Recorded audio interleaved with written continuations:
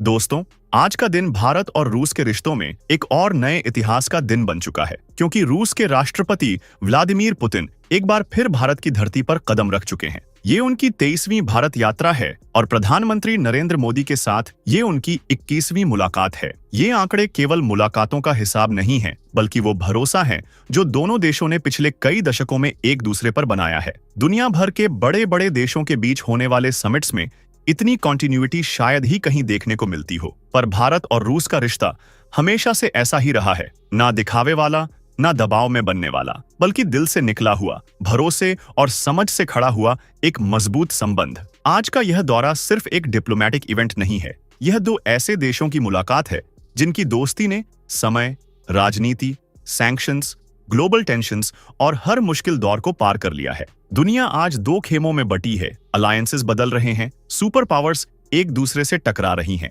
लेकिन ऐसी हालत में भी भारत और रूस की दोस्ती एक स्थिर, शांत और भरोसेमंद लाइन की तरह खड़ी रहती है। वक्त बदलता गया, लेकिन इस रिश्ते की गहराई कभी कम नहीं हुई। आज जब पुतिन भारत आ चुके हैं, तो यह दौरा कई मायनों में पहले से ज्यादा अहम है। पिछले कुछ सालों में दुनिया में जितने बदलाव आए हैं, जितनी जियोपॉलिटिकल उठापटक हुई है, जितनी इकोनॉमिक डिपेंडेंसीज बदली हैं, उतना किसी दशक में नहीं होता। लेकिन इन सब के बीच अगर कोई रिश्ता बिना हिले, बिना टूटे और बिना टोन बदले खड़ा रहा है, तो वह भारत और रूस का संबंध है। और यही वजह है कि इस दौरे से भारत और रूस दोनों की उम्मीदें बहुत ऊंची हैं। दोनों देशों ने एक दूसरे के लिए दरवाजे हमेशा खुले रखे हैं और आज उन्हीं दरवाजों से नए फैसले, नए अग्रीमेंट्स और नई स्ट्रेटेजिक प्लानिंग बाहर आने वाली है। अगर सबसे पहले बात करें रक्षा सहयोग की, तो भारत और रूस की डिफेंस पार्टनरशिप दुनिया में सबसे मजबूत मानी जाती है। आज भारत के पास जितने एडवांस्ड सिस्टम्स हैं, उनका बड़ा हिस्सा रूस से जुड़ी तकनीक, जॉइंट डेवलपमेंट या लॉन्ग टर्म सप्लाई चेन से आता है। S-400 एयर डिफेंस सिस्टम इसका ताजा उदाहरण है। 3 स्क्वाड्रंस पहले ही भारत को मिल चुके हैं और बाकी आने वाले 2 सालों में आ जाएंगे। इनके आने के बाद भारत की एयर डिफेंस कैपेबिलिटी दुनिया के टॉप देशों की लाइन में खड़ी हो जाएगी। यह सिस्टम केवल मिसाइल रोकने का हथियार नहीं, बल्कि एक ऐसी इनविजिबल शील्ड है जो एनिमी एयरक्राफ्ट, ड्रोन्स, मिसाइल्स सब पर नकेल कस देता है। इसी के साथ ब्रह्मोस की कहानी तो पूरी दुनिया जानती है। दुनिया की फास्टेस्ट क्रूज मिसाइल, जिसका नाम सुनते ही कई देशों में डर पैदा होता है, आज भारत न सिर्फ खुद इस्तेमाल कर रहा है, बल्कि एक्सपोर्ट भी कर रहा है। फिलीपींस के बाद अब वियतनाम, इंडोनेशिया और मलेशिया जैसे देश भी इसमें दिलचस्पी दिखा रहे हैं। रूस ने इंडिया में ब्राह्मोस के लिए नई प्रोडक्शन लाइन लगाने की मंजूरी दे दी है, जिससे एक्सपोर्ट और डबल स्पीड में बढ़ेगा। यह सिर्फ मिसाइल एक्सपोर्ट नहीं, बल्कि भारत का डिफेंस मैन्युफैक्चरिंग हब बनने की दिशा में एक बड़ा कदम है। KA-226T हेलीकॉप्टर्स का प्रोजेक्ट भी अब फिर गति पकड़ चुका है। पहले ये अटकी हुई फाइल थी, लेकिन अब इसे फिर से रिस्टार्ट किया गया है। इसकी सबसे खास बात यह है कि इसका बड़ा हिस्सा इंडिया में बनने वाला है। इसी तरह अमेठी में बन रही AK-203 राइफल्स इंडिया के make in India defence production का सबसे बड़ा उदाहरण है। 6.7 लाख राइफल्स एक ही फैक्ट्री में बनना अपने आप में बड़ी उपलब्धि है, जिसे इस कंपनी ने हासिल किया है। ये राइफल्स इंडिया की सेना को मॉडर्न भी करती है और डिपेंडेंसी को भी कम करती है। इंडिया और रशिया अब छोटे हथियारों, एम्यूनिशन और स्पेयर पार्ट्स पर भी जोर दे रहे हैं, ताकि फ्यूचर में किसी भी स्थिति में Indian armed forces supply issues का सामना न करें। ये एक तरह से सिक्योरिटी इंश्योरेंस है जो इंडिया अपने लिए बना रहा है, वो भी रशिया की मदद और कोऑपरेशन के साथ। अब आते हैं उन हथियारों पर जो अगले जनरेशन का फ्यूचर डिफाइन करते हैं। रशिया का Su-57E यानी एक्सपोर्ट वर्जन इंडिया के रेडर पर फिर से लौट आया है। इंडिया ने पहले FGFA प्रोजेक्ट में रशिया के साथ काम किया था, लेकिन बाद में कई कारणों से यह प्रोजेक्ट होल्ड हो गया। पर अब ग्लोबल एनवायरनमेंट, इंडिया की जरूरत और रशिया की रेडीनेस को देखते हुए Su-57E पर लिमिटेड नंबर्स में खरीद या टेक्नोलॉजी ट्रांसफर की बात फिर से होने लगी है। ये एयरक्राफ्ट इंडिया की एयर पावर को पूरी तरह बदल सकता है। स्टेल्थ कैपेबिलिटी, 5वीं पीढ़ी के एवियोनिक्स और बेजोड़ मैन्यूवरेबिलिटी इस जेट को वर्ल्ड क्लास बनाती है। हालांकि S-500 के बारे में अभी कोई ऑफिशियल बातचीत नहीं हुई है, क्योंकि रशिया ने इसे किसी भी देश को ऑफर नहीं किया है। लेकिन इंडिया की जरूरतें और रशिया का भरोसा देखते हुए फ्यूचर में यह डिस्कशन शुरू होना बिल्कुल पॉसिबल है। अब बात करते हैं ऊर्जा और व्यापार की। रशिया आज इंडिया का सबसे बड़ा ऑयल सप्लायर है।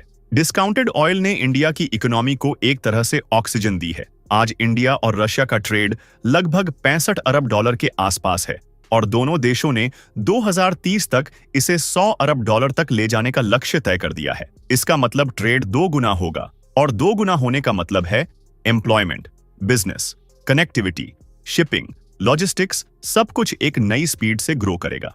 चेन्नई व्लादिवोस्टॉक मैरीटाइम कॉरिडोर इस समय दो देशों के बीच सबसे एम्बिशियस प्रोजेक्ट है। अभी सुएज का रास्ता इस्तेमाल होता है जिससे माल पहुंचने में 40 दिन से ज्यादा लग जाते हैं, लेकिन ये नया कॉरिडोर समय को कम करके सिर्फ 24 दिन कर देगा। यानी ट्रांसपोर्ट कॉस्ट कम, कनेक्टिविटी फास्ट और इंडो पैसिफिक क्षेत्र में ट्रेड नेटवर्क और भी मजबूत। कुडनकुलम न्यूक्लियर प्लांट इंडिया और रशिया का सबसे बड़ा सिविल न्यूक्लियर प्रोजेक्ट है। इसकी 3 से 6 नंबर यूनिट्स का काम तेज किया जा रहा है।